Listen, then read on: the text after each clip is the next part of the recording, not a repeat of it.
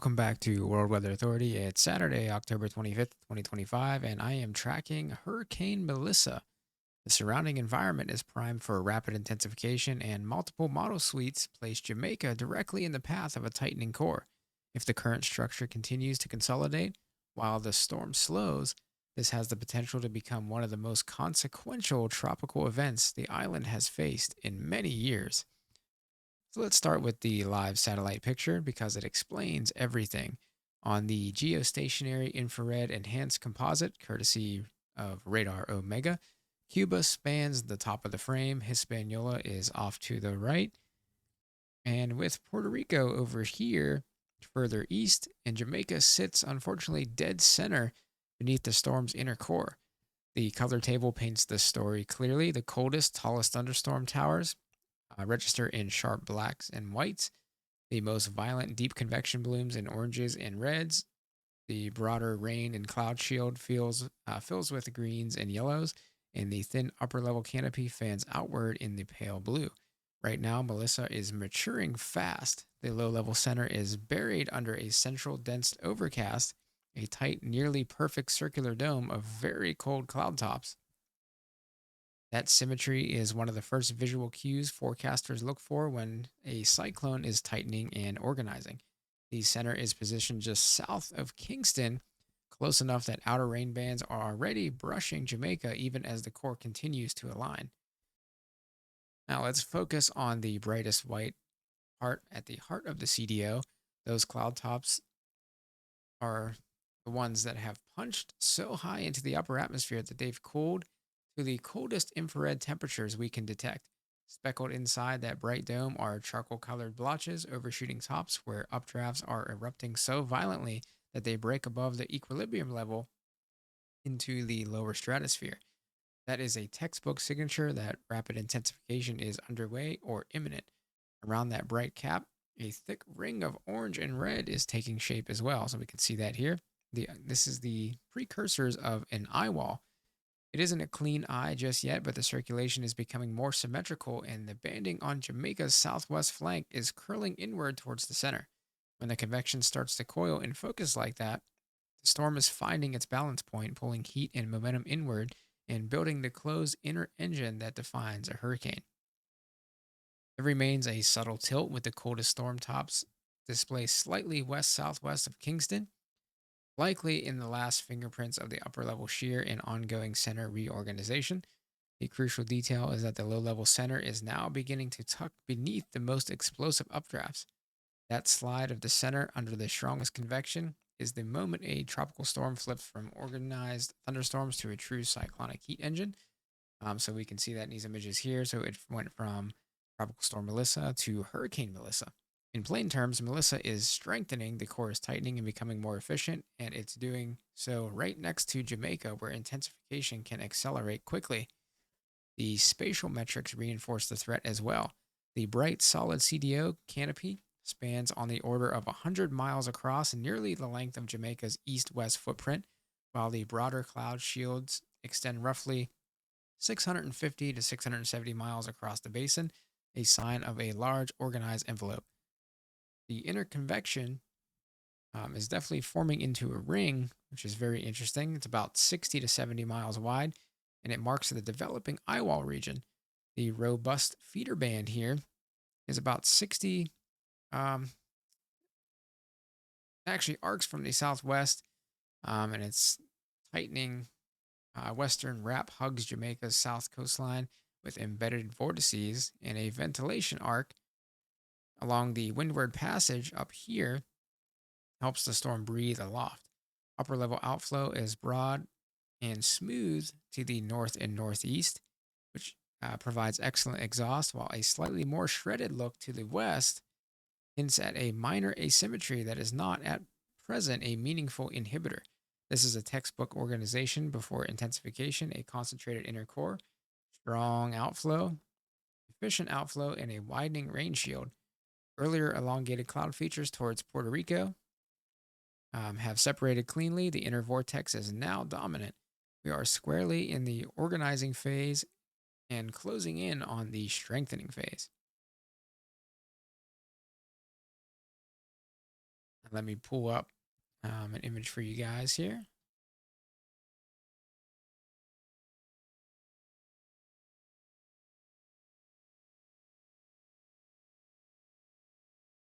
Resize this for you. Sorry about the weird resizing there. There we go. I do realize it does say Tropical Storm Melissa. However, it has not been updated. The graph has not been updated to say Hurricane Melissa here at this point. But for Jamaica, the message is direct and urgent. A hurricane warning is in effect. Island-wide, hurricane conditions are expected to begin tonight and may continue through Monday and possibly into Tuesday as the storm slows or stalls near the island, one of the most dangerous characteristics of Melissa's evolution. Rainfall projections call for 20 to 25 inches broadly, with higher totals in the mountainous spine, where upslope flow wrings extra moisture from each band. The primaries are catastrophic flooding with rapid river and stream rises, landslides and mudslides on steep terrain, road washouts, and the isolation of communities, long duration power outages with significant infrastructure stress, and coastal surge and wave runup along the south and southeastern facing shores. The timeline is a long duration event. Sunday morning, the course sits near or just south of Jamaica. So we can pull that up real quick. Sorry, guys, pulling this up on the fly for you. Here we go.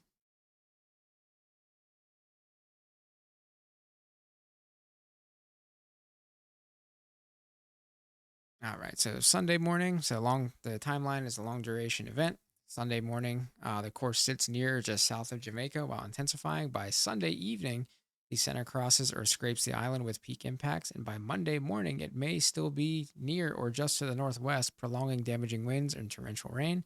And by Tuesday morning, it begins to pull away and re-strengthen over open waters to the north. This is not a hit and run storm. Jamaica should plan for 24 to 36 hours or more of core bands, repeated convective bursts, and persistent coastal effects. Even without a direct center pass, the storm's moisture plume targets southwest Haiti and eastern Cuba with extreme rainfall as well. Let me pull up the rainfall map for you guys once more. Go. Let me resize this again. My apologies. I'm going to do it on the fly here. There we go. All right, so southwest Haiti, about 15 to 30 inches of rainfall is a realistic envelope with high altitude landslide risk as well in the Massif de la Haute and Massif de la Selle, and dangerous urban flooding in the ravines and low drainage basins around Port-au-Prince. And in eastern Cuba, including the Guantanamo region, 12 to 20 inches of rainfall is plausible with flash flooding and debris flows in the mountain passes. The timing clusters around Tuesday for a ramp up, peaking Tuesday into Wednesday, then gradually improving late Wednesday into Thursday. Steep terrain will funnel water downslope very quickly, and rises can be abrupt. Let me hide this real quick. There we go. So let me just go through these. So Hurricane Melissa, around 8 p.m. tonight. Looks like it's going to be a Category 1, wind speed of 90 miles per hour. Maximum wind gust will be 115 miles per hour. This is just going to be right off of the Jamaican coastline here. And then by 8 a.m. tomorrow, it will be a Category 3 major hurricane, wind speed of 115 miles per hour, maximum wind gusts of 140 miles per hour. And again, it looks like, let's see here. Looks to be Monday. So this is the 27th at 8 a.m., 155 mile per hour, Category 4, almost a Category 5, maximum wind gusts of 190 miles per hour. It's definitely not good, folks. Moving on here, we have 8 p.m. Monday, 150 mile per hour winds, 185 mile per hour wind gusts. Then heading into Tuesday, 8 a.m., 130 mile per hour winds, Category 4, maximum wind gusts of 160 miles per hour. I wouldn't be surprised if this storm actually hits Category 5 intensity. It looks like about Monday morning. Wouldn't be surprised at all. And once we head into the 29th, which is Wednesday, we're going to be looking at a Category 2 hurricane just over the Guantanamo region here. wind speed of 110 miles per hour, maximum wind gusts of 130 miles per hour. And then we head on into the 30th, which would be Thursday. We have a Category 1 hurricane again of 85 miles per hour, maximum wind gusts of 105, possibly a Category 2 here. We will see how everything goes there, but it's definitely very interesting as we head forward. So, as I said, as Melissa clears Jamaica and Cuba, the system should accelerate northeastward. The faster the motion, that faster motion will reduce the residence time for extreme rainfall, but increase the risk of coastal and wind impacts in the Bahamas and Turks and Caicos, areas from the Crooked Island to the Mayaguana and across the Turks and Caicos chain. Should use the next 48 hours to 72 hours for preparation, with the closest pass likely Wednesday into early Thursday. Expect strong wind gusts, high surf, hazardous marine conditions, and tidal flooding, particularly at high tide and along the exposed coastline. No U.S. landfall is expected from Melissa. The recurvature signal remains high confidence. However, impacts travel far beyond the center line from Florida through the Carolinas, so all the way here. And we're going to see the rip currents, things like that. So please treat the surf with extreme caution. A quick intensity snapshot, which I'm going to show you guys here in a second.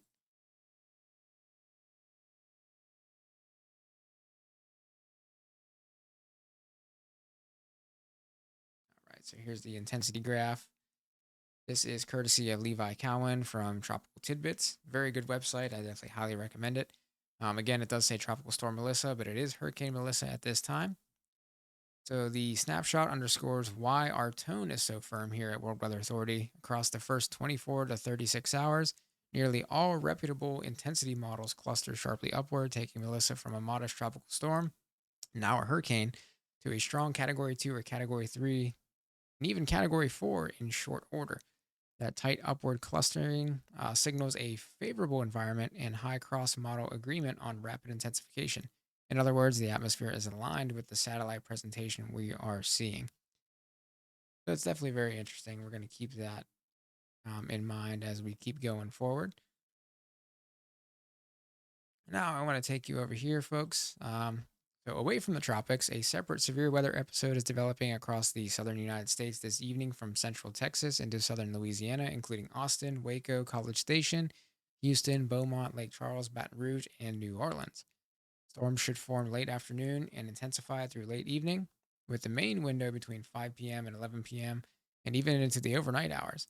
A warm, humid boundary layer beneath stronger, differently oriented winds aloft will create a volatile blend of moisture, instability, and wind shear. Early on, discrete supercells are possible, which are the storm type most capable of very large hail, potentially up to baseball size, and a few tornadoes.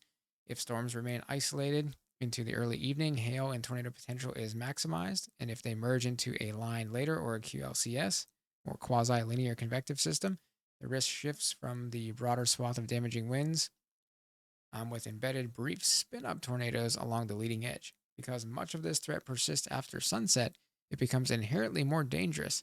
So please ensure wireless alerts are on, devices are charged, and you know your safe place that you can go. So, an interior room on the lowest floor away from windows. I'll continue to monitor the radar closely for storm scale rotation that signals mesoscale vortices, mesocyclones, and heightened tornado potential. And I am prepared to update the channel here if discrete supercells begin to spin up as well. So let's take a look at the radar here. So we definitely have some storms heading into the region here. Looks like most of them are starting to exit off to the east. We do have a pretty good complex coming ashore here.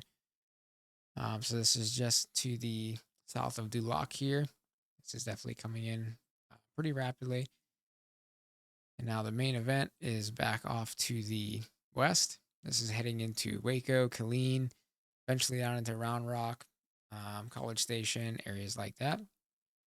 Take a look at the model data here.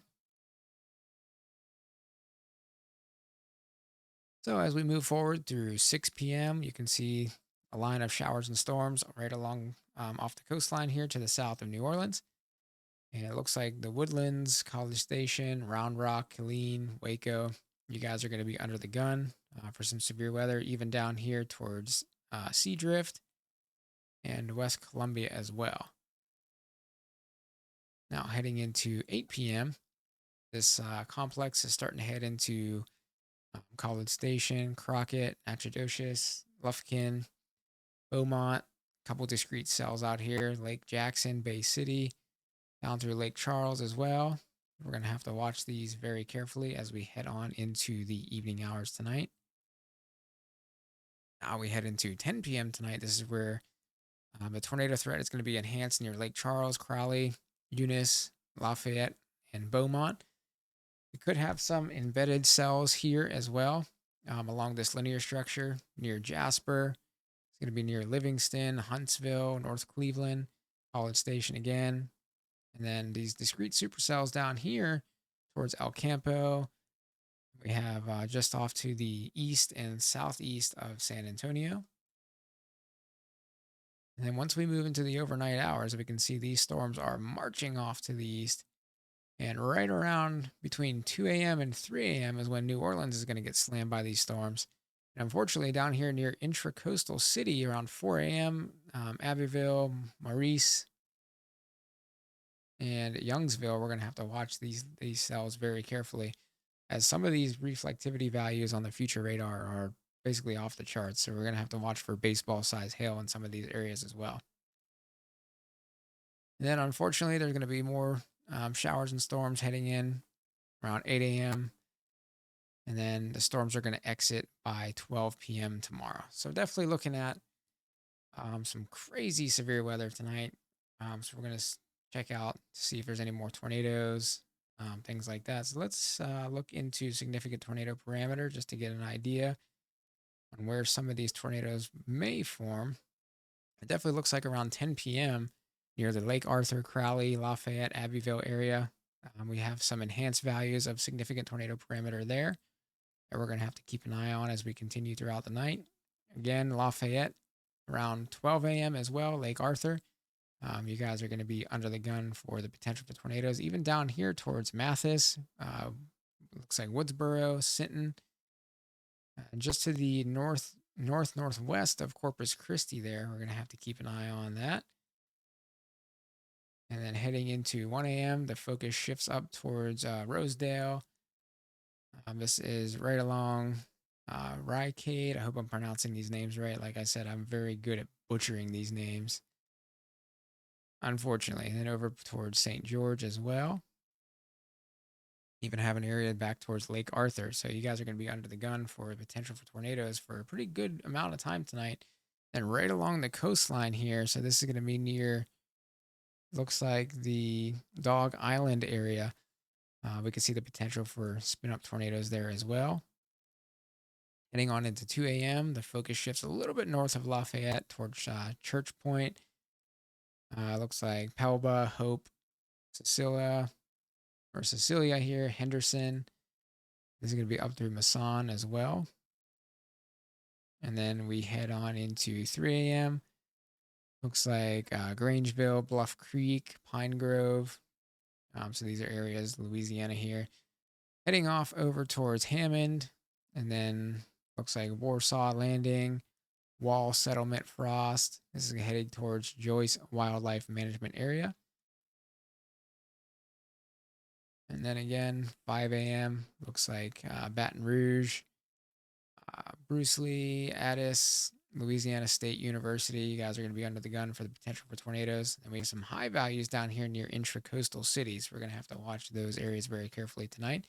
And then Amite City, Roseland, Independence, over towards Folsom. Definitely a potential for tornadoes here. And then Camaradella here as well, near Raceland and Raceland Junction. A potential for some brief spin ups heading into those areas as well.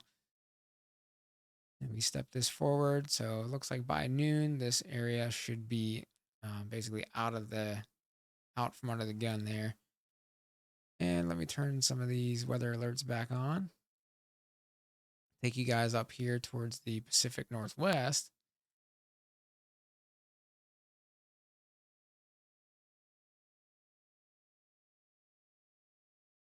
So there's going to be a powerful atmospheric river that continues to stream into the Pacific Northwest. So let me go back into time frame here so you guys can see very strong coming in atmospheric river. And this is going to deliver a prolonged period of heavy precipitation in the Cascades. The colder air at elevation is translating that moisture into significant mountain snow with totals on the order of 2 to 5 feet at the highest peaks. We're going to have to watch that carefully as well, making mountain travel hazardous or impossible at times due to whiteout conditions, blowing snow, and avalanche concerns. In the lower elevations and coastal valleys, the same plume is producing heavy rain, runoff issues, minor river rises, and localized flooding where drainage is poor and soils are already saturated. This specific system won't linger in place. It will translate eastward, drawing colder air south behind it as it crosses the Rockies. So let's head into that. We can see that system translating pretty quickly. And it goes across the Rockies there. And eventually, it will emerge into the central and eastern United States. So we can see that there. And then this is eventually, let me go into a model that can go out a little bit further. Let's see, go into the GFS. And eventually, this storm system is going to come down into the St. Louis region on the 29th. So it looks like that's going to be Wednesday. And then eventually it's going to transition into a coastal low later this week. If that occurs, early season snow could reach interior New York, the higher terrain of Pennsylvania and West Virginia, and into northern New England, especially New Hampshire and Maine. And this is going to be one of the first meaningful winter signals of the season in the wake of that system. So it's definitely going to be very good. Could be some good snow there. So we can take a look at the temperatures as well with this system as the coastal low goes up. So we can definitely see some overnight lows. I'm definitely into morning lows into the 30s within West Virginia, the mountainous terrain of Virginia, Maryland, West Virginia, and into Pennsylvania as well. And unfortunately, a broader pattern shift is going to take hold. And if we go into Halloween later that night, into Halloween during trick or treat, definitely looks cold across much of the eastern United States. So we're going to be in the 40s and in the 30s as well. So widespread 30s in the Ohio Valley and interior Northeast, and even mid 40s are possible into down here into the South as well. So we're going to have to watch that carefully. So even Georgia, portions of South Carolina, portions of Mississippi could see lows down into the 40s. And even down here into Florida, we can see the upper 40s transitioning here into down here near Crestview. We can see temperatures into looks like around 47 degrees. So it's definitely going to be pretty chilly. So it looks like even Miami is going to be down to 62 degrees as well. So we're going to have to watch that carefully. So this is chilly enough to nudge the thermostat for many who rarely consider heat in October. So if you're in Jamaica, Southwest Haiti, Eastern Cuba, folks, I definitely want you guys to be on alert. And please complete what you need to do today before conditions deteriorate and travel becomes dangerous. So yeah, it's definitely going to be crazy. I'll continue to monitor Melissa continuously and update as the picture evolves. Stay aware, stay prepared, and stay safe. Make sure you're subscribed with alerts on. I will be posting updates for severe weather threat in Texas and Louisiana. Just so you guys know, there are a few severe thunderstorm warnings ongoing at the moment. So just to pull up these areas for you guys. So this is going to be near Copperas Cove, Lampesis, Goldthwaite, Lometa, Moline, Center City, Star, Izoro, Rumley, Adamsville, Nix, and US 190 near the San Saba Lampesis County line. We have some severe thunderstorms developing there. We also have one up to the north a little bit. This is for Central Hill County. This is going to be moving towards Abbott, Malone, uh, Mertens, Peoria, Brandon, Irene, and Lovelace. So definitely be on the lookout for that, folks. This is unfortunately is going to continue out through the night, especially into from Bay City, Galveston, Beaumont, the Woodlands, Baton Rouge, Lafayette, New Orleans, and Clinton, Lake Charles, Port Arthur as well, Galveston. All right, guys, I appreciate it. For World Weather Authority, I'm meteorologist Zachary Clark. I'll see you in the next update.